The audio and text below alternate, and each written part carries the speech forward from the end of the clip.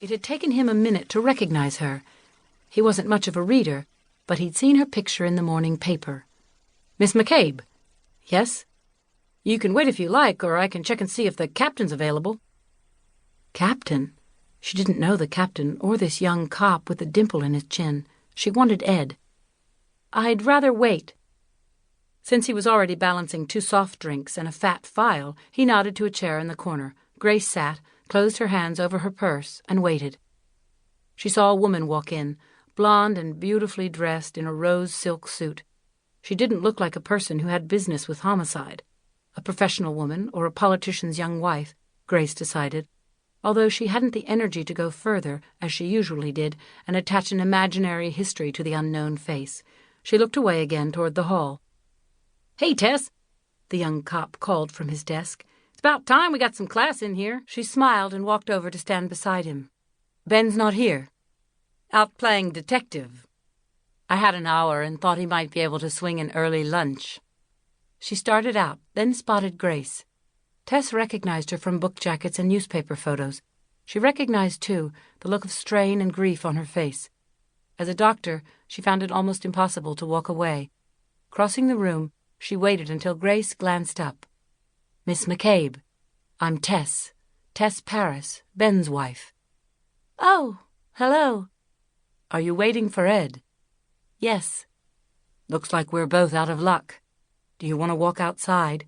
It's a nice day." Tess led the way out, then leaned against the banister. "Sometimes it helps to talk to someone who isn't involved." Grace turned her head, shielding her eyes with her hand. "Ed said you were beautiful." Tess smiled. "Ed's a sweet man." She recognized the squeal of brakes and glanced over toward the parking lot, thinking that Ed must be driving. "If you're in town for a while and need to talk, let me know." As Grace watched Ed approach, her palms grew damp, and she rubbed them against her jeans. "I found this when I was going through the sympathy and florist cards this morning." She took out the plain white envelope she'd slipped the card into and handed it to him. Ed drew it out, turning it so Ben could read it as he did. "Does this mean something to you, Grace?" "Yes." She closed her purse, wondering why she felt nauseated. She hadn't eaten. That was the name Kathy was using for fantasy. Kathleen was Desiree. That was her cover, you see. Her cover so no one would know who or where she was, but someone did, and he killed her. In short order, Grace found herself seated in Captain Harris's office. Very slowly, and with a coherence she'd just found again, she related the story of Kathleen's involvement with fantasy. "I was concerned at first with her talking to some creep who might give her trouble, but she explained the system, how no one but the main office had her number, and how she didn't even use her own name. Desiree. She told me that was the name she was using for the calls. I didn't even remember it until I saw the card. No one but the people she worked for and the people she talked to knew her by that name." "Is it possible your sister told someone else about her moonlighting, about the name?" "I have to say no." She accepted the cigarette Ben passed to her. "Kathy was very private. If she'd had a close friend, maybe, but she didn't." She drew deep, then exhaled. "She told you," Ed reminded her. "Yes, she told me."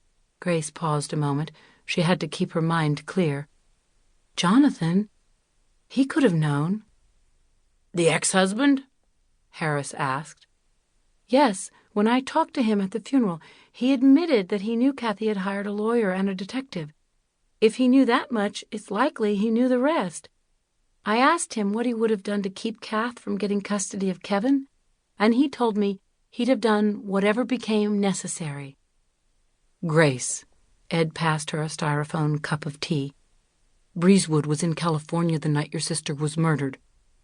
"Men like Jonathan don't kill. They hire other people to do it. He hated her. He had a motive." "We have no proof that your former brother-in-law had any part in your sister's murder." Harris, his hands clasped together, leaned forward on his desk. "And there is nothing whatever to tie him to the second murder." "Second murder?" Forcing herself to take slow, even breaths, she turned to Ed. "There was another?" "Last night. We need a link, Grace. Did you know Mary Grice?" "Captain!" The young cop stuck his head in the door. "We've got some tax information on Mary Grice." He glanced at Grace before handing the printout to Harris.